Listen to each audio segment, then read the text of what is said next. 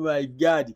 Guys, wanajeshi wa Irani wameonekana wamepeperusha bendera ya Marekani. Hii ni baada ya wanajeshi wa Irani kuweza kudungua ndege ya kijeshi ya taifa la Marekani na kuanza kukusanya maboksi ya risasi kutoka kwenye hiyo ndege, lakini kuinuka kwa hii bendera ni ishara ya kuonyesha uhuru wa taifa la Marekani. It means wametuma message kuonyesha ni kwa namna gani wanasupport wananchi ambao wanaoandamana dhidi ya utawala wa mabavu wa Rais Donald Trump.